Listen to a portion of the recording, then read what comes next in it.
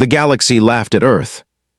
In the grand halls of the Galactic Council, where empires older than Earth's continents cast their votes and argued over the fates of star systems, the humans were tolerated as a curiosity rather than a power. Their fleet was small, their colonies scattered, their worlds unimpressive. When ambassadors of stronger races spoke, their words carried the weight of 1,000 battles.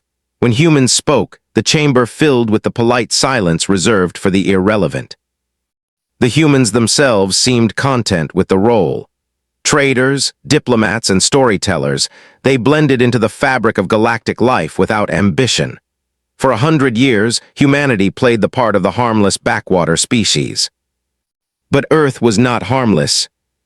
Beneath the crust of continents, under oceans and deserts, within mountains that no telescope could pierce, something slumbered. They called them the Forges. No human had built them, at least not the humanity known to the Council. The Forges predated every Terran archive, their existence whispered of in classified circles, known only to a few. Vast chambers carved deep into the mantle, filled with machines whose size mocked imagination. Colossi of alloy and code, sleeping in silence for centuries. Their designs were beyond any engineer's understanding. They did not breathe, they did not age, they did not rust, they waited. And humanity waited with them. On the surface, life went on as if no secrets existed. Cities flourished, colonies expanded, and humans laughed and loved like any other people. The Council saw only a world rebuilding itself after centuries of turmoil. They saw weakness, and weakness never concerned them. But in the shadows of Earth's governments, the truth was guarded fiercely. Generations were raised to keep the secret alive. Politicians spoke of peace while passing keys to hidden bunkers. Soldiers trained not for open wars but for a single order, a single protocol that had never yet been spoken aloud. The protocol was older than every nation, older than the Council itself. Engage extinction. 3 words etched into secure archives, burned into the minds of commanders who prayed they would never be forced to utter them. The Forges did not stir easily.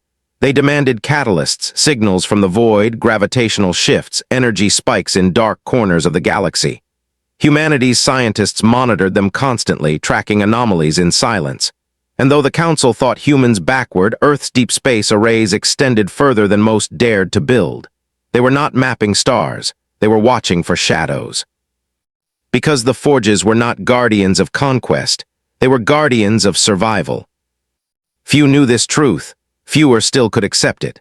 The official narrative painted them as ancient artifacts buried during some forgotten age. But the oldest whispers, passed down not in books but in bloodlines, spoke of something far more terrifying. The machines had been built during the last war. Not against each other, not against the Council, but against an enemy no one else remembered. An enemy so vast, so merciless, that even speaking of it felt like summoning a ghost. The Council had forgotten, humanity had not. In the Citadel, when the name of Earth surfaced in debates, the tone was always dismissive. Their fleets are pathetic. Their colonies are defenseless. They are children with toys. The laughter echoed across chambers as though mocking a child who believed in monsters. And in a way, it was true, humanity did believe in monsters. The monsters were real. Ambassador Hale often sat in silence during such meetings, his human features unreadable while the great empires dismissed his kind. To them, Hale was a token representative from a species too small to matter. But in the private quiet of Earth's embassy, his messages carried a different weight. His reports did not describe policy or trade. They carried 4 words only: the protocol holds firm. And far beneath Earth's crust, the Forges pulsed once. Just once. A low vibration, almost imperceptible. A tremor dismissed by seismologists as ordinary tectonic movement, but to those who knew it was a warning. The machines had felt something in the void, a shadow brushing against the edge of the galaxy. In their sleep, the Titans stirred. Not fully awake, not yet. But enough. The silence of the galaxy would not last forever. And when it finally broke, when fire and screams replaced the void, the Council would remember the day they laughed at Earth. and regret it. The Dominion had no patience for weak worlds. Their fleets were endless, serried lines of warships forged in black nebulae where light itself seemed to cower. They thrived on conquest. Their empire spread like fire across dry grass, consuming and leaving ash behind. They respected only strength. To them, Earth was no more than a convenient target, a symbol to crush, a planet whose people would bend or burn. The Dominion's war drums resounded across the stars, their signal echoes received by every listening station in the galaxy. The message was not subtle. Earth will kneel, Sol will fall, humanity will be erased. And the Galactic Council did nothing. In the council chamber, representatives argued endlessly, but none dared lift a fleet in defense of a backwater world. To aid humanity would mean war with and no one risked such losses for a species that had never mattered. Earth has no strategic value, the envoy scoffed. Let the Dominion have it. Humanity cannot even defend its own colonies. Better them than us. The votes were tallied, the records filed, and with a stroke of bureaucratic indifference, Earth was abandoned. Ambassador Hale heard the verdict without blinking. He had expected it. The Council had never seen humanity for what it was, only what it pretended to be. He sent no protest, filed no appeal. His message to Earth contained only 6 words. The hour approaches, protocol remains silent. In the Dominion's war councils, the invasion was planned with cruel efficiency. Their strategists predicted Earth would fall within 3 days. The human defense fleet, laughably small, would be scattered in the first engagement. The planet's surface would burn under orbital bombardment before the week's end. Their commanders salivated at the thought. A conquest so swift would ignite fear across the galaxy. Who else would dare resist the Dominion if even the Council's pet species could be obliterated in days? The fleets gathered, black-armored vessels bristling with weapons that had reduced countless worlds to silence. They crossed the void toward Sol, engines blazing like a tide of doom. On Earth, panic should have gripped the world, and yet it did not. News networks reported the invasion, their anchors grim but eerily calm. Civilians lined up for rations in orderly silence. Families sealed bunkers and shelters, not with despair but with determination. The world braced itself, not as prey awaiting slaughter, but as something else entirely. From orbit, the human fleet maneuvered. Small, fragile compared to the Dominion's armadas, but disciplined. They did not flee. They did not charge suicidally. They waited. And still, Earth's governments issued no plea for mercy. No emissaries were dispatched to beg. No surrender was offered. Instead, a single encrypted transmission spread across Earth's military network. 3 words. Hold, await protocol. The first fleet entered the system. Massive warships dwarfed human vessels, their black hulls blotting out the stars as they moved past Neptune and Jupiter. They advanced like a tide of steel, utterly confident. Human ships formed a defensive cordon around Earth, pitifully thin.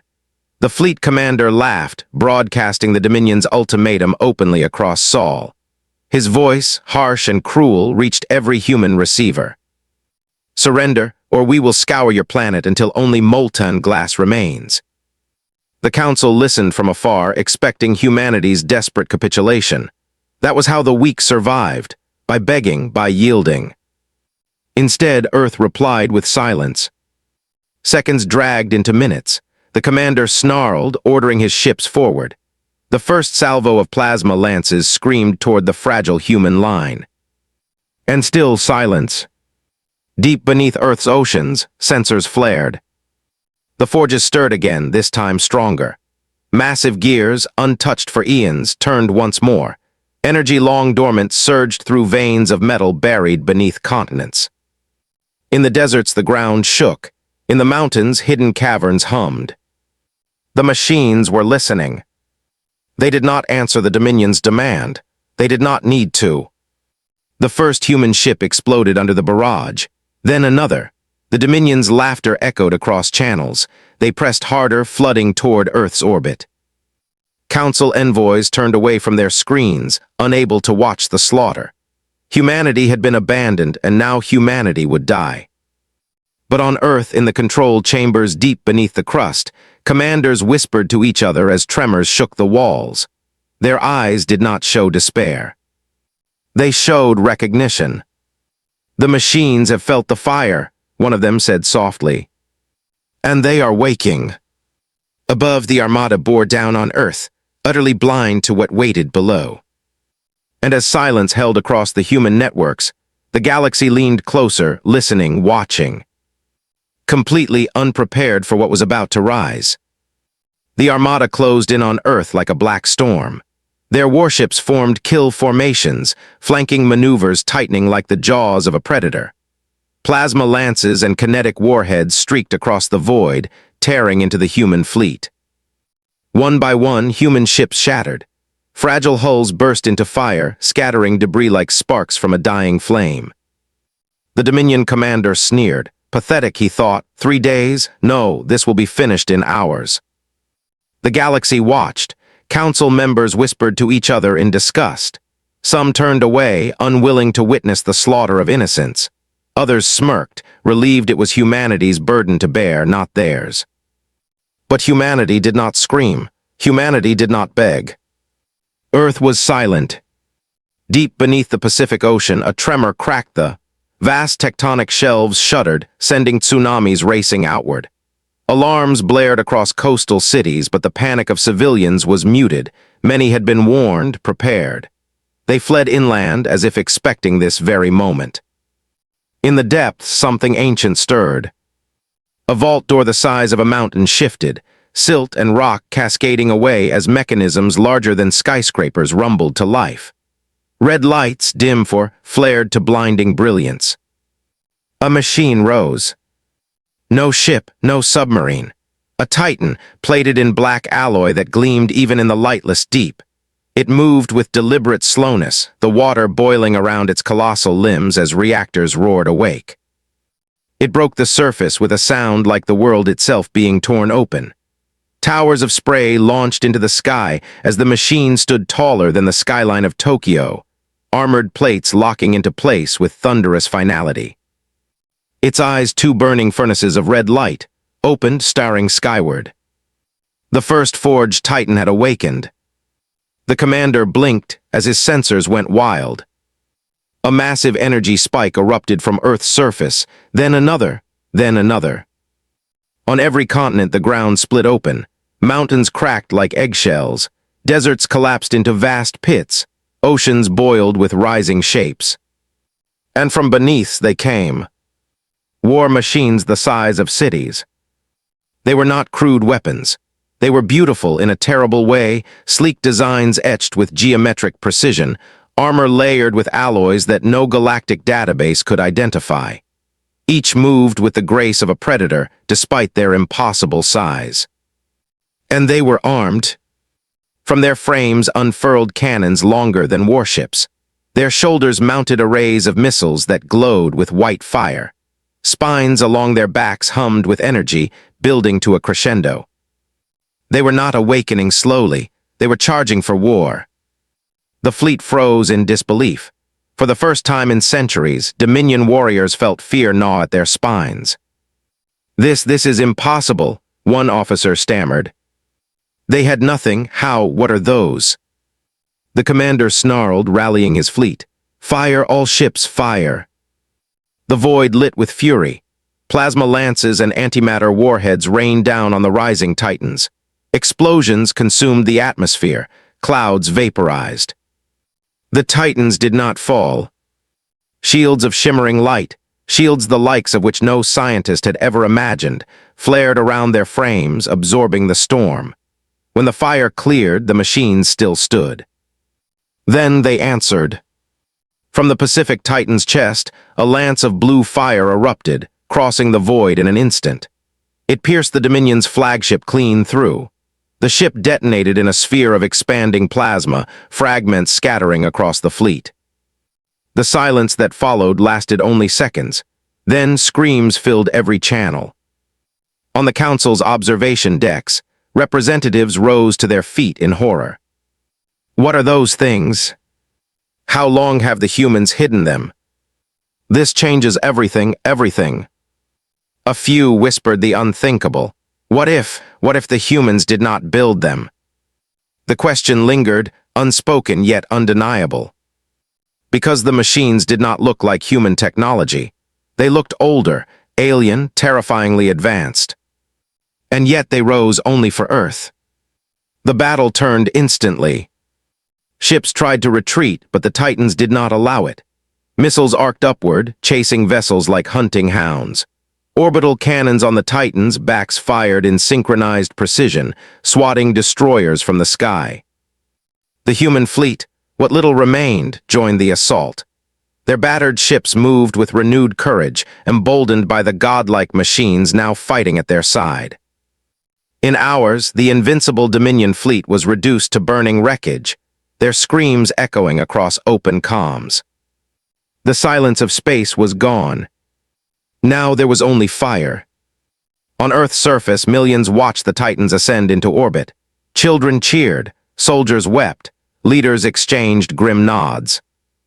But in the control chambers deep underground, where the protocol was first written, the faces of humanity's guardians were pale. Not with fear of the Dominion, that enemy was nothing now. No, their dread was of what came next.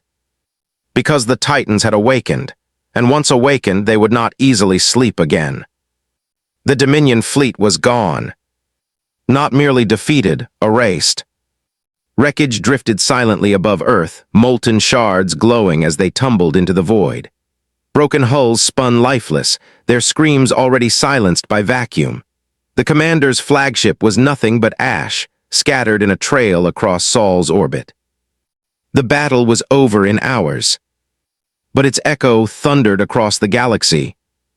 The council chamber seethed with chaos. Representatives screamed over one another, their voices rising in fear and disbelief. Holographic feeds replayed the destruction in endless loops, the towering Titans rising from Earth's crust, the impossible weapons that shredded fleets in seconds, the precision of a slaughter that looked less like war and more like extermination. "This cannot be," a delegate shrieked, her tendrils writhing. Those machines, they are beyond anything in our archives. Humanity has concealed them, hidden them, do you not see? We must act before they turn those weapons on us." A general slammed a clawed hand on the table. "Concealed? They have lied for centuries, every treaty, every census, falsehoods. They presented themselves as weak while sleeping on gods of war." Others hissed in dissent. An envoy spoke, his voice thin and quivering. "Or perhaps humanity did not build them. You saw the patterns, the design. No species of their level could have forged such things. They are older, far older, and yet they answer to Earth." The chamber fell silent at his words. Older, that was the word none dared speak. Because if the machines were not human, then what were they? On Earth, the mood was different. Civilians emerged from bunkers, gazing upward as Titans still strode into orbit, their shadows blotting out the sun. News broadcasts hailed them as saviors. Soldiers saluted their towering forms with tears streaming down their faces. Human leaders, however, remained grim. In the war rooms beneath the crust, whispers spread. They were not supposed to wake this soon. The protocol was clear, they should only stir at the brink. But the Dominion forced our hand. And still none dared speak the deeper fear, that once awakened, the Titans might not rest again. In the outer systems, panic gripped colonies, trade routes froze, merchants refused to dock at human ports, fearing what else might rise from the dirt. On frontier worlds, riots broke out. Some demanded to cut ties with Earth altogether. Others cried out for protection, cling to humanity, or be left defenseless when the machines march. The galaxy fractured, and the screams of the Dominion's last moments only deepened the cracks. The survivors of the Dominion limped home, their once proud war fleet reduced to fragments. Their rulers raged, issuing calls for vengeance. But behind closed doors, even the most brutal warlords trembled. They had seen their invincibility shattered in hours. "Not even the Apex Wars brought such devastation," one whispered. "Not even the Void Reapers could strike with such fury." The Dominion was many things, cruel, merciless, hungry for conquest. But it was not suicidal. To face humanity again with those machines at their command would be to step into annihilation. And still, questions burned hotter than fear. Where had the machines come from? Why had they remained hidden until now? And most terrifying of all, were they truly weapons of humanity, or had humanity only inherited them? In the Council's private chambers, a secret meeting convened. Only a handful of species attended, those who had watched the footage not with horror but with calculation. If the humans control them, they control the galaxy. Unless we move first. But strike how, with what? You saw their defenses. A pause, then a darker thought emerged. Perhaps the humans are not in control at all.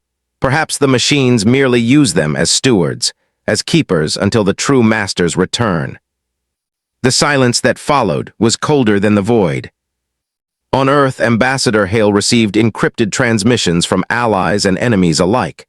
Some begged for negotiations. Some threatened retaliation. Others simply asked one question, repeated over and over.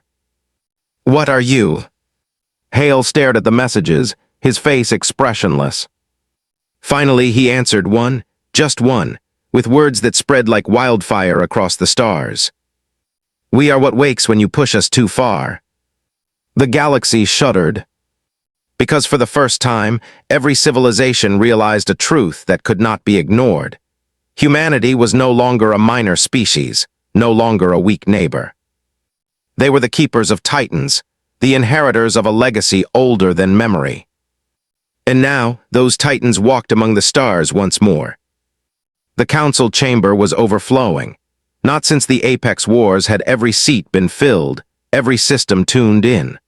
Holograms of delegates shimmered across the vast amphitheater, their voices an endless storm of outrage. At the center stood a lone dais, and upon it the human delegation. Ambassador Hale adjusted his collar as the storm of accusations raged above him. His aides whispered frantic translations of overlapping shouts, though the venom in each word needed no translation at all.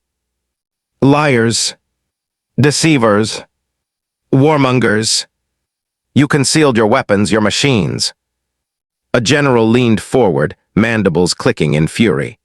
"By your silence, you deceived the council. By your hidden titans, you have broken every law of interstellar conquered.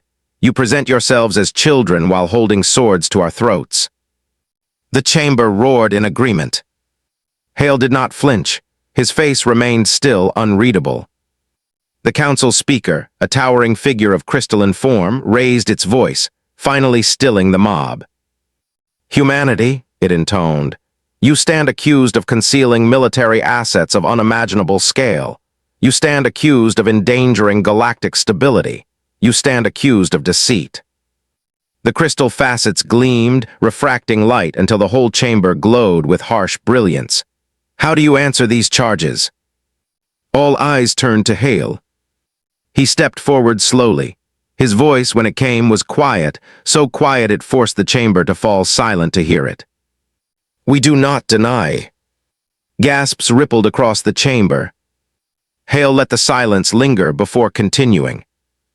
"Yes, we concealed the titans. Yes, we lied when we claimed weakness. Yes, we allowed you to believe we were harmless." His eyes hardened and the calm mask gave way to steel.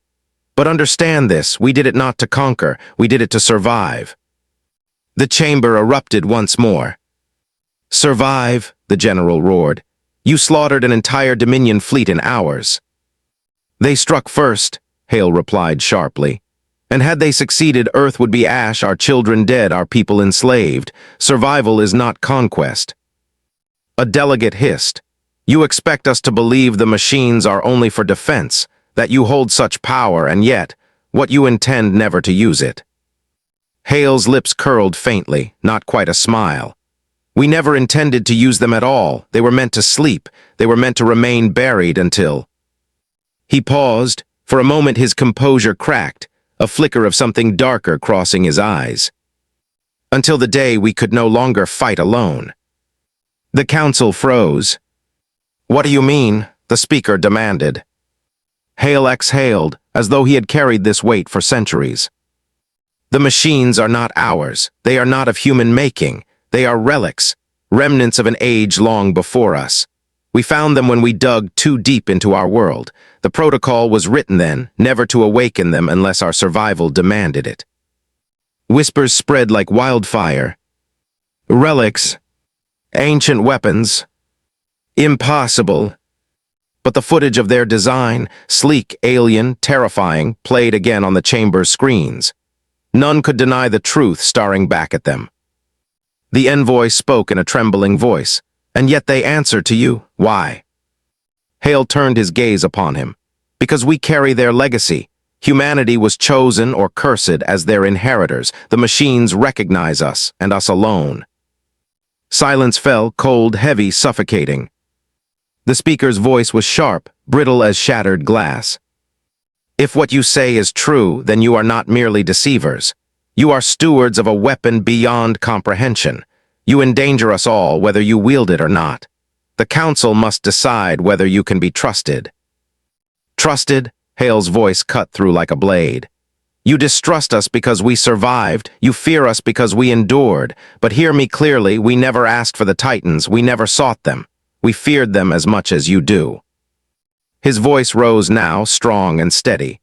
But the Dominion left us no choice. We either unleashed them or we perished. Tell me, Council, would you have chosen differently? The chamber shifted uneasily. Because in their hearts, each delegate knew the answer. Faced with annihilation, they too would have awakened any weapon, broken any treaty, unleashed any horror to save their people. But knowing the truth did not ease the terror. Finally, the general spoke again, his voice low with menace. Perhaps you are right. Perhaps you did what any of us would do, but it does not matter. The fact remains, you hold power none of us can match. That makes you the greatest threat the galaxy has ever faced. Hale looked out across the chamber, meeting every gaze unflinching. Then perhaps, he said softly, you should pray that when the real enemy comes, you will be glad we do. The chamber erupted again, but this time beneath the shouts and fury, a deeper, darker feeling spread. Not anger, not even hatred. Dread. Because Hale's words carried the weight of prophecy. If the Titans were meant for a greater war, then the galaxy had not seen its last screams and fire. It had only glimpsed the beginning. The council chamber was emptier now. Many delegates had withdrawn in outrage, storming out to rally their fleets while others lingered in secret conclaves. But those who remained, the cautious, the curious, the fearful, demanded more answers. And humanity, cornered, finally gave them. Deep beneath Earth's surface, in a sealed chamber where even council sensors could not penetrate, Ambassador Hale activated ancient symbols shimmered into existence, glyphs etched into alien metal long before human civilization had learned to shape bronze. These are the archives of the first vault, Hale said. His voice was taut, not triumphant. We found them over a century ago, buried deep beneath Antarctica, and with them, the Titans. The delegates present leaned forward, their forms flickering in the dim glow. This is forbidden, hissed the envoy. Artifacts of presentient origin must be surrendered to the council. You hoarded them. Hale ignored her. With a flick of his hand, the hologram expanded, revealing the image of a war, vast fleets of unknown design clashing in firestorms across stars, entire systems burning in the void. Colossal silhouettes moved among them, the same Titans that now walked in Saul's orbit. This is their story, Hale said quietly. The builders of the Titans, they fought a war that consumed everything. They called it the Silence War, against an enemy they named only as the Void. A ripple of unease ran through the chamber. The envoy's voice trembled. The Void, that word is in our oldest myths, beings that devour stars, drink light itself. Not myth, Hale said. Memory, their enemy was real, and they created the Titans to fight it. The shifted, showing endless ranks of Titans, thousands of them, wadding into darkness, unleashing fire that tore holes in the fabric of space itself. The chamber was utterly silent now. Why humanity? The general demanded at last. His mandibles clicked in barely restrained rage. Why would such beings choose you? Hale hesitated. The weight of the truth pressed against him like a tide. Finally, he spoke. We don't know. Perhaps our world was seeded. Perhaps our genome carries something they left behind. Or perhaps Earth was simply where they buried their weapons and hoped a successor would rise. His eyes scanned the chamber. What we do know is this: the Titans answer to us, only to us. Not because we earned it, not because we deserve it, because fate or chance or curse made it so. The council fractured visibly. Some leaned back in horror. Others whispered rapidly, already calculating. The envoy spat venom. Then humanity is not merely dangerous. You are the key to a war we want no part of. You drag us into a fate that should have remained buried. The envoy, trembling, shook his head. No, if the void returns, then only humanity can stand against it. Perhaps we must ally with them. The chamber erupted into chaos again, factions solidifying in real time. Those who feared Earth and those who saw it as their only hope. Meanwhile, far beyond the chamber in the dark reaches of space, whispers spread through smuggler networks, mercenary guilds, and secret orders. Rumors that Earth was the chosen world, that its machines were gods of war reborn. Some fled the core worlds, fearing a storm was coming. Others flocked toward Saul, hopping to kneel before power itself. And in the shadows of the Dominion's shattered territories, warlords plotted vengeance. If humanity holds the key, one growled, then we will break the lock. Back on Earth, Hale stood alone after the session, gazing at the night sky through reinforced glass. The stars glittered, cold and eternal, but to him they no longer seemed distant. They seemed watchful. The Titans had stirred, the galaxy had noticed, and now every species teetered between war and alliance. A soft chime broke his thoughts, a secure transmission. He opened it and froze. The message was not from any council member, not from an ally. It was a single line, in glyphs identical to those of the first vault, symbols no living being should have known. The silence is broken, the void awakens, prepare. Hale's blood ran cold. The Titans had not woken too soon. They had woken just in time. The council chamber lay dark, its last session adjourned in fury. Across the galaxy, silence did not reign, it shattered. Fleet yards ignited with activity. Shipwrights labored day and night, forging weapons that had not been built in centuries. Armies were mobilized. Alliances broke apart like fragile glass. The revelation of Earth's Titans had split the council down the middle. In the hegemony, war banners unfurled across 1,000 worlds. Generals declared humanity a galactic threat. One broadcast, translated into every major tongue, thundered across space. Earth cannot be permitted to hold dominion over weapons of gods. Better to burn their world than kneel before it. Their fleets began to converge, not on Dominion remnants but on Saul itself. The syndicates, ever pragmatic, dispatched assassins and saboteurs into human colonies. If Earth could not be destroyed openly, it could be bled quietly, its leaders cut down before alliances could form. Yet not all species turned against humanity. The Republic, bound by ancient prophecies of the void, declared humanity the chosen bearers. They pledged ships and soldiers to Earth's defense, though whispers among their people spoke of fear as much as faith. Scattered mercenary guilds, drawn by awe and greed, bent knee to humanity, not out of loyalty, but out of hope that standing near the Titans would shield them from the storm to come. Saul itself became a fortress. Human warships formed patrol grids, their hulls gleaming with repurposed Titan alloys. Orbital platforms bristled with weapons once considered illegal. And above Earth, suspended in silent orbit, 2 Titans hung like judgment itself. Every ship that entered Saul's borders was challenged, scanned, and tracked. Humanity's mask of weakness was gone forever. But amid the preparations, darker news filtered in. Merchant ships reported star systems gone silent, colonies at the rim failing to respond, beacons extinguished as though swallowed by darkness. At first, council propaganda blamed human sabotage, but the truth spread faster than lies. Survivors limped into port with stories that froze blood in every vein. Ships swallowed by shadows, weapons that passed through their attackers as though striking smoke. Voices echoing in the minds of crews, whispering of hunger and eternity until men and women turned their guns on each other in madness. The void. It was no myth. It was here. In a secure bunker on Luna, Ambassador Hale met with envoys and human admirals. The hologram of a ravaged colony spun slowly before them. Cities burned to ash, towers melted like wax, and in the skies above, nothing but black scars where the stars themselves should have been. "This is not a war," whispered the envoy, her crest trembling. "This is annihilation." The admiral of the First Fleet slammed his fist on the table. "Then we strike first. We have the Titans, we have the fleets."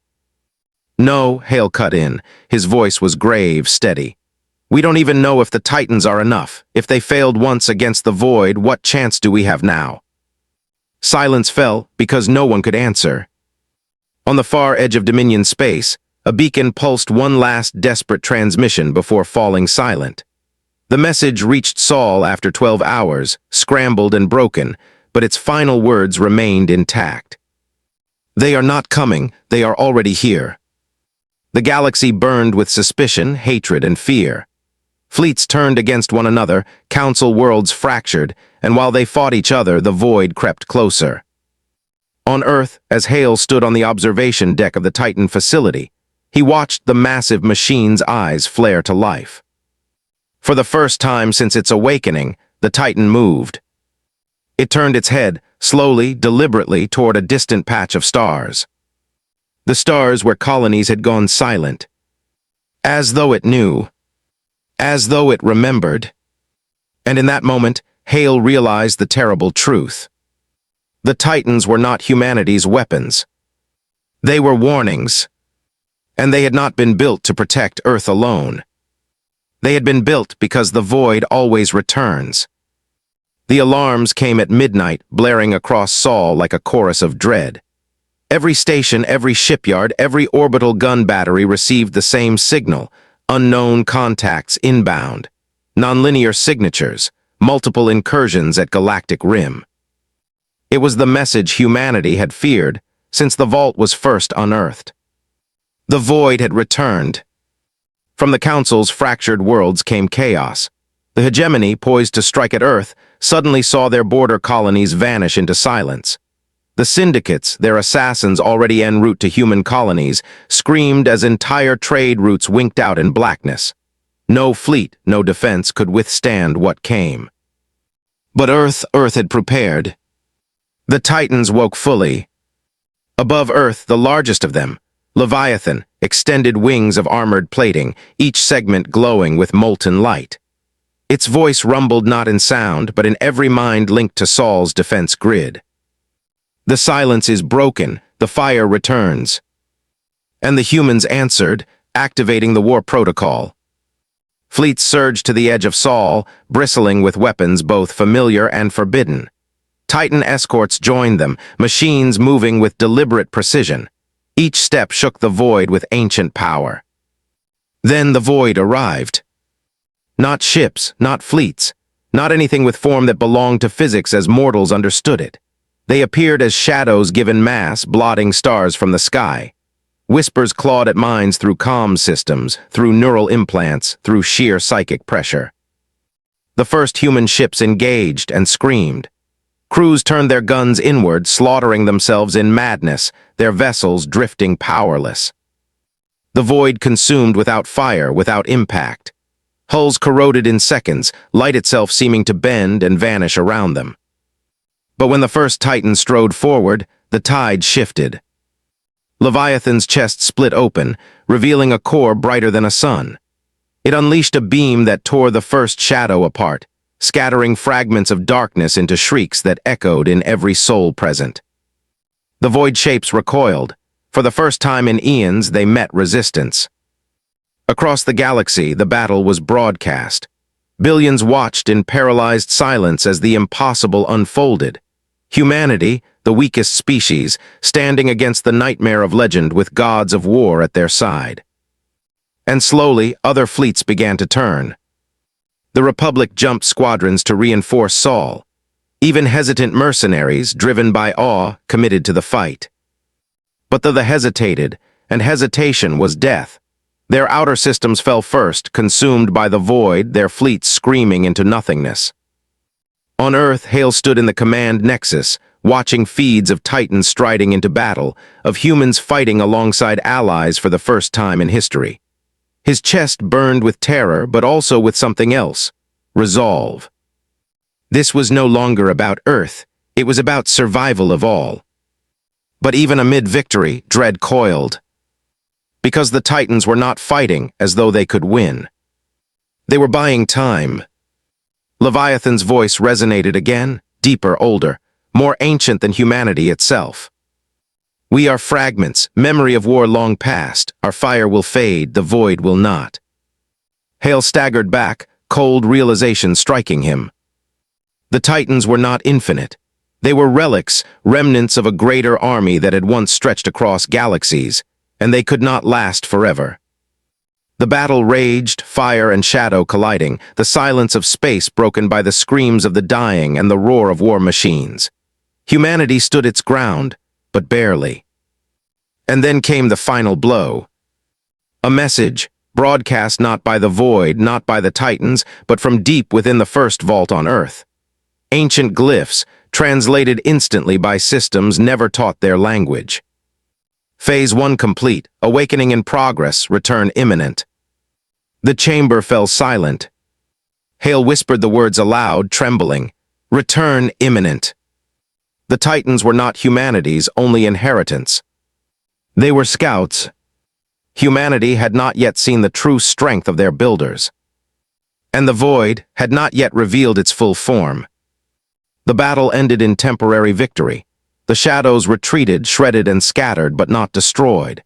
Humanity and its allies gasped in relief, praising Earth's machines as saviors. But Hale knew the truth. This was only the opening move. The true war, the one the ancients had fought and lost, was about to begin again.